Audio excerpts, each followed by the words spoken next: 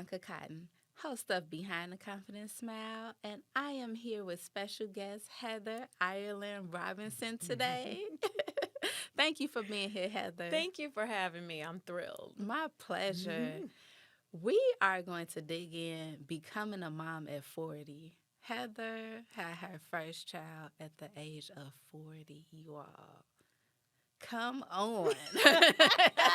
Yes, I did. So let's journey back Okay. a couple of decades. When you were a little girl, did you always want to be a mom? I did. I mean, I played dolls like so many girls did. And I love the idea of having a baby. You know what I mean? And taking care of somebody and really just the whole picture of family. I enjoyed being in my family. I have wonderful parents, fabulous cousins, an amazing brother. And I was like, I want to recreate this. And I looked up to a lot of mothers, a lot of women in my family or other mothers that I saw. So I did. I always wanted to be a mom. Oh, that's precious. I know. So between that age and 40, right. So what took so long? If what this was your aunt, right? happened? And when I say like what happened is, did you journey on like, okay, I'm gonna choose career and focus on building my life as a single woman, or are there no suitors? So because you mentioned outside of this conversation you wanted to be married Yeah. and Yeah. have your family Right. that I wanted way. that package. And I'll call it the full package for me because everybody's journey is different. That's not for everyone, but I definitely wanted that. And it wasn't a choice as I was growing into adulthood. It just kind of happened that way. I had many suitors. I was, actively dating and having a good time. There's nothing wrong with that, ladies and gentlemen, if that's the path you want to take. But it just never clicked. No, it just never clicked for me in terms of I want to spend the rest of my life with this person. I want to have children with this person. But in the meantime, career-wise, I was studying theater. I got to get my master's at DePaul University. And again, you can do these things as a mother and a wife. But for me, it was just that path. I had a children's theater company.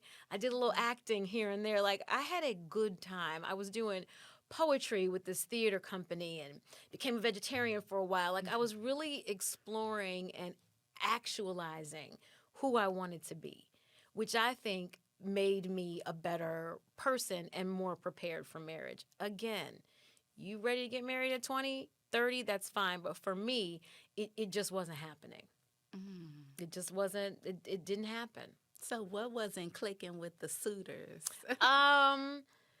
I just think there was something, maybe it's that thing you can't really put your finger on, but if you look at, longevity, their willingness to commit, even if it's something you just feel like this, you're not trying to be forever, and that's fine. Let's go have a good time.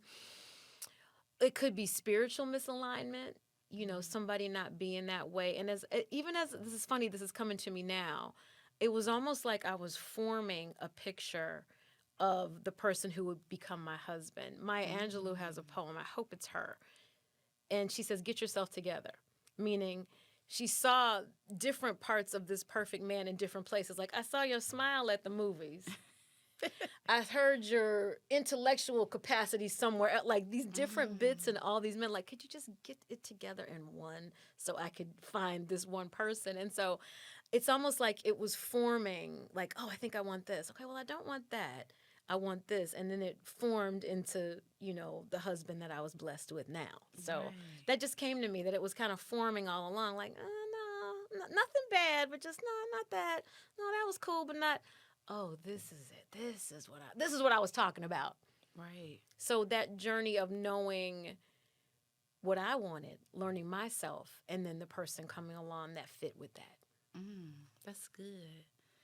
And as a child and then going through teenagehood, young adulthood, was 40 the number, like, that's when I want to settle down? No, I mean, my parents were very traditional. My parents got married in the late 60s. My mother was 22. My father was 10 years older. That's another podcast conversation. And they were married until his passing, 20 years ago. And it was a classic good marriage. And so when I was a child, I thought that was it.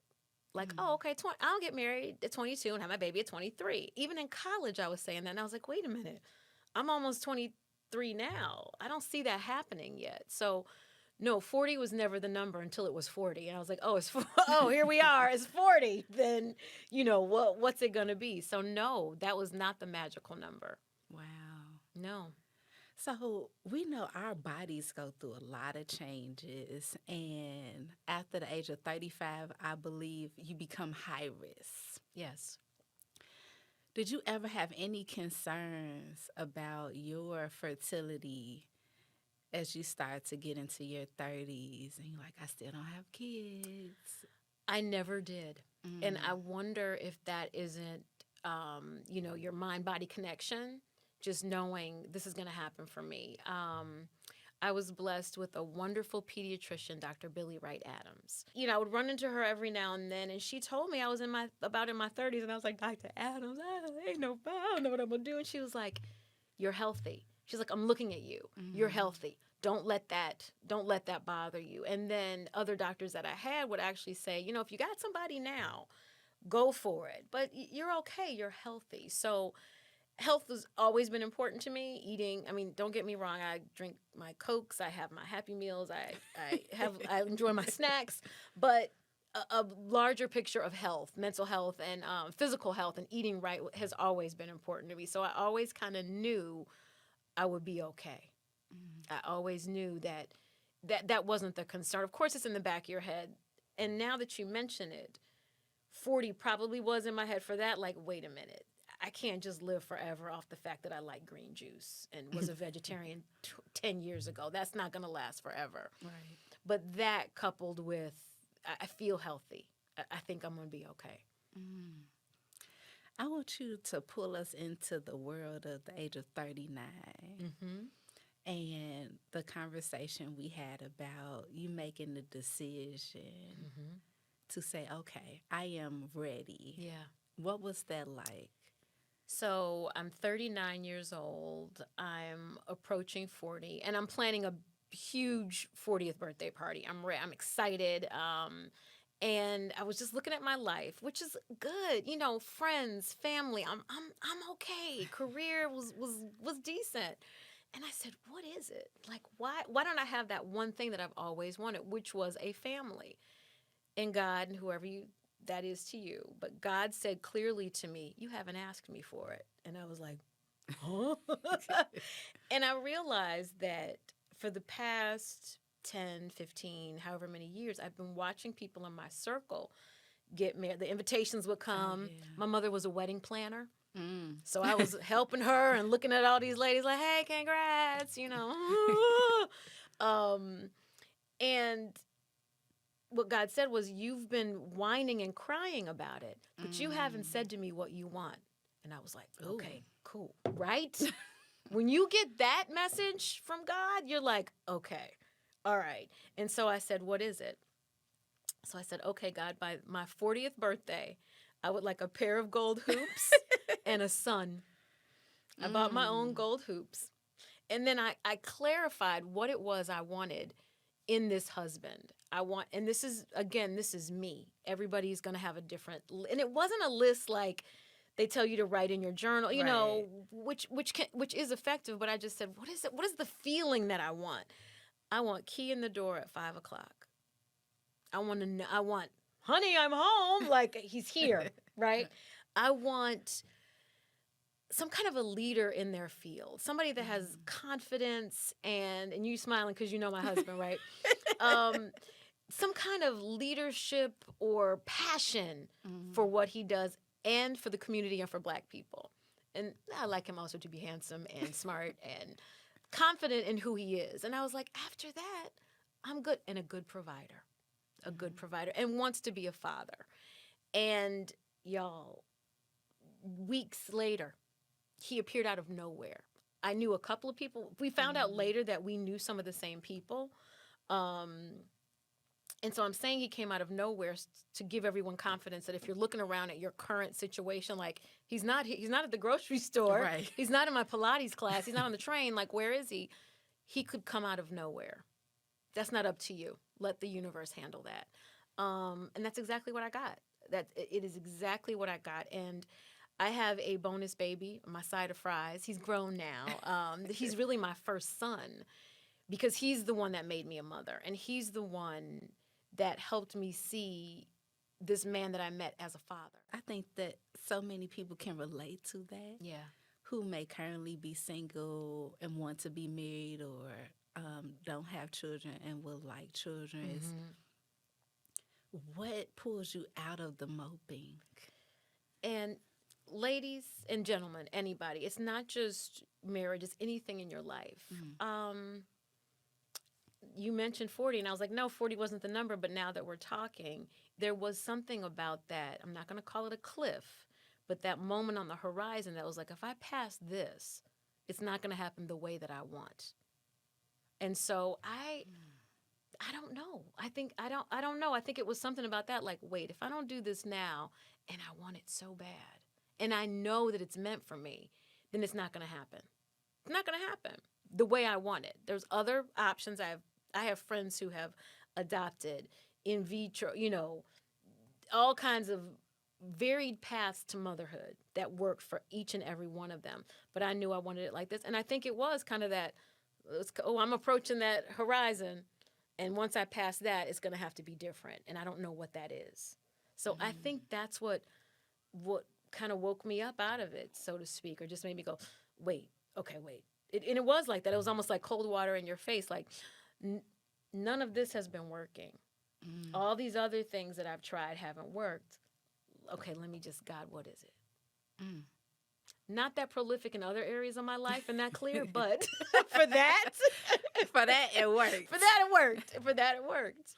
So, upon meeting your now husband, right, what was that moment like?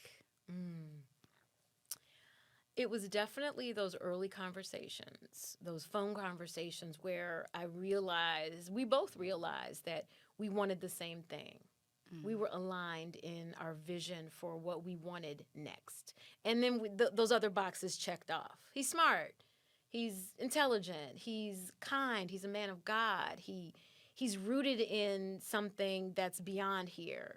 There's just some, I don't know. That's one of those things you can't put your finger on, but there was just something like, got it. Okay, this feels right. And all these other things fell into place as well. And it was really that idea that we both want the same thing. And not just out of our families, like for communities, for Black people, for life. That's what clicked, and that's where the love came. That was the fall in love moment. That's so beautiful.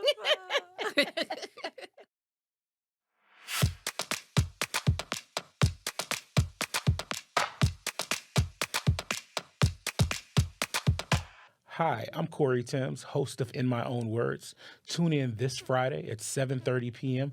on Channel 19 as we hear the personal journeys of some of Chicago's most influential leaders.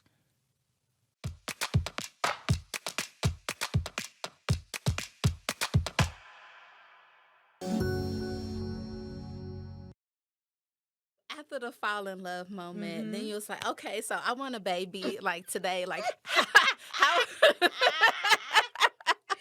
He knew okay, I'm 40 and it's time. You know what I mean? And then getting to know his son, who is now my son, just that whole The blending. Which again is another podcast, but it's work. There's ups and downs all the time, but okay, this is who we are as a family now. Right. And then other kids are coming as well. Other people are coming as well. So I totally get that and can relate to the blending, because when I married my husband, I became an instant mother. But I'm curious to know from you, like, okay, I have a child now instantly, but I still have a yearning to carry my own. Things happened for Claude and I keep saying my husband Claude, and I pretty quickly I'll put it like that. But it happened quickly in the space of we are forming a family. Mm-hmm. And so we said, well, whatever happens first, whether it's pregnancy or getting married, we just know we want to do this thing forever. And he's 3.5 years older than I am. So he was in his mind 3.5 years ahead, like, I already see the whole thing. So whatever you think, but I'm already there, which helped. That leadership and confidence helped me. Mm. It's just the kind of woman I am. I was like, okay, got it. I feel that confidence. And so because the pregnancy came so quickly, it was like kind of all at the same time. Like, Dorian, you're getting a sibling.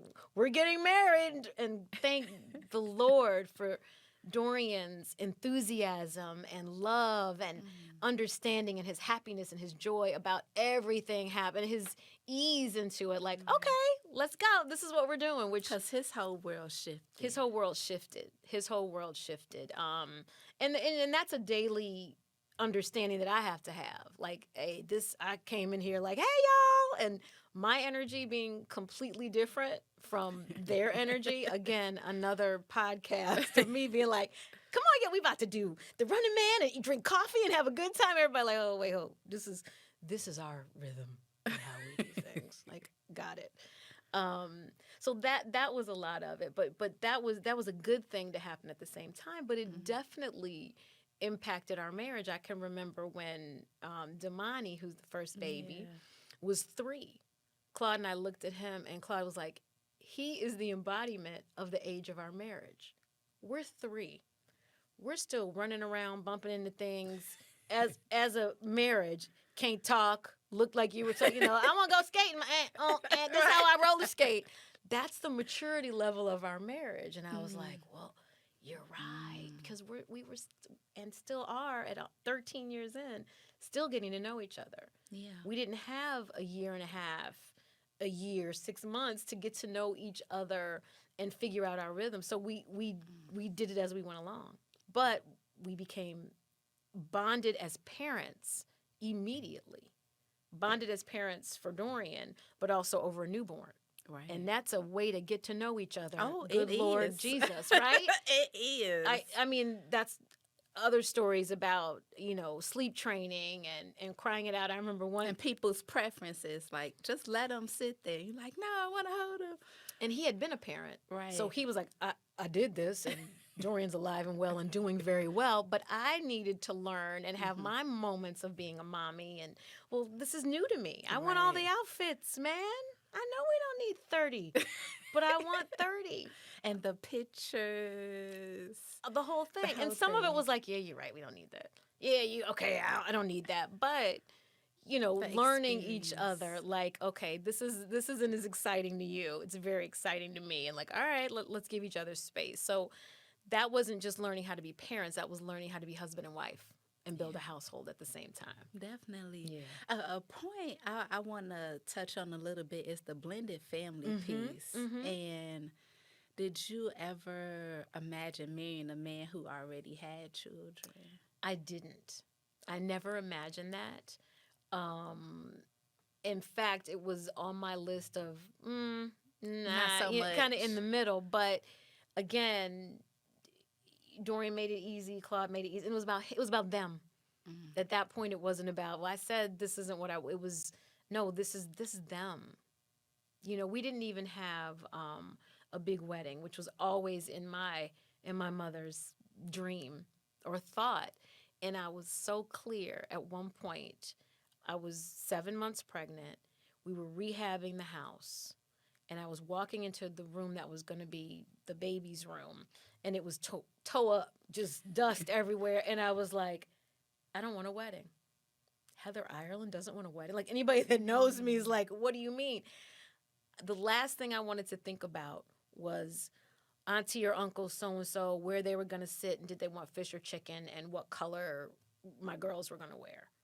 I just wanted my family to come together and be healthy and whole, and to walk us all through that and to get the house settled. I still had a small wedding, and my girls wore peach, by the way. So we still had some of those, which I'm glad I did. But the most important thing was that the 3 of us, which was soon going to be the 4 of us, which is now the 5 of us, Right. that we were okay. and that we were gonna, I don't know, whatever those steps were, that we were gonna do those properly. And a big party at the time was not a priority at all. Wow. So at 7 months pregnant, you all weren't married yet? No. So Okay. if I'm doing my timeline, we got engaged in April. We got married in July. Damani was born in October. So I was That's pregnant. a quick timeline. It was, And a lot of change at the same time. while we were fixing a house Right. and getting to know each other, like, who's that friend? Oh, nice to meet you, person that's coming to help us clean up the house, who I don't even know, but you're seeing my messy couch. Come on in, welcome. Right. It was a lot. We have an older friend, actually the mother of one of our friends. She was coming over to help us, and she was like, "Y'all crazy?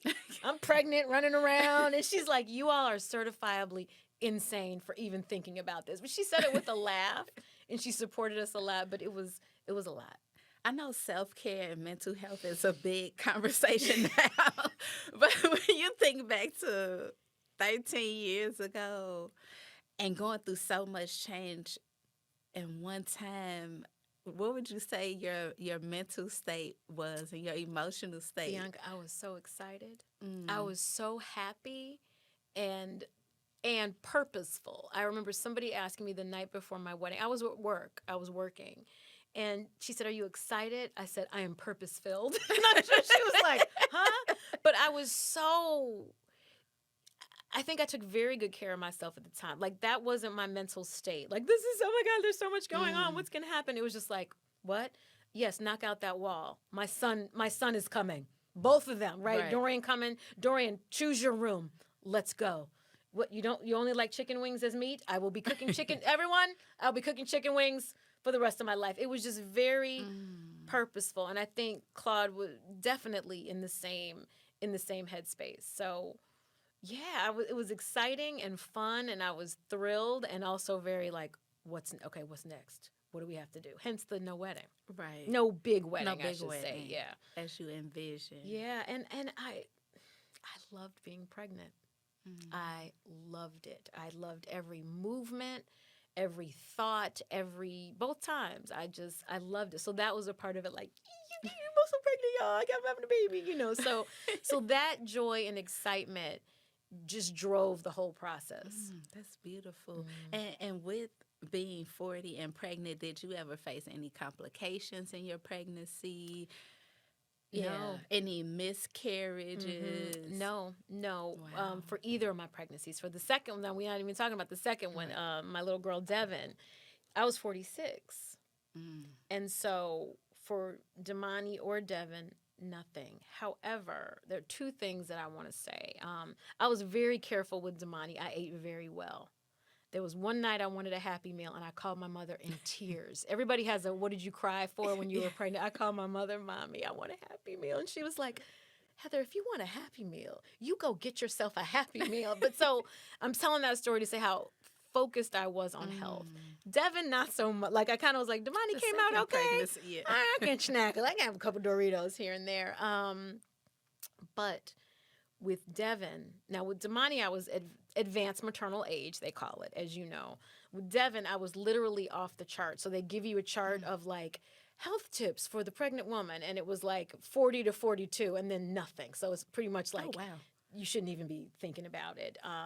But got pregnant both times fairly easily. I mean, Devin just took longer. That pregnancy took a longer amount of time, but the actual pregnancy, very little issues. However, because of my age, every little thing that happened to me, they sent me to a specialist. Like, I was like, oh, wow. my chest hurts. They were like, send her to the cardiologist. Like, every little bitty thing that happened, they sent me to a specialist. And then for like the last 3 months, I went to the doctor they had me come in every Friday and did the ultrasound, like check the heart and everything. And so that, I was okay with that. The part of me was like, I'm fine, y'all. Like, I'm fine. But they were just like, we've never seen anything like this. No, you got to come in and be checked all the time. I had a hernia with Damani, but that was kind of normal. With Devin, though, and I've told this story before, so my friends will know this. I had actually started going through menopause. So at about 45, all the symptoms, cycle stopped, hot flashes, night sweats, and everything. And I was like, I don't like feeling like this. And part of me was like, okay, well, as Claude and I was saying, number three, well, I guess number three, just not coming, right? The third child. And then for Lent of that year, something said, just, you want to feel better? I gave up meat and sugar, which for me is like no sugar. And then I started eating salads every day. And it really was just to feel better. So that was spring. That fall, I got pregnant. And I attribute it to me saying, I just want to feel better. Also, when I got pregnant with Damani, I just happened to be on a health kick. I was drinking green juices. My friend Saida, I was working out with my friend Saida like every Saturday, and we were going to Whole Foods. And it was just like, well, let me just feel better. It wasn't specific. And I was going to a chiropractor.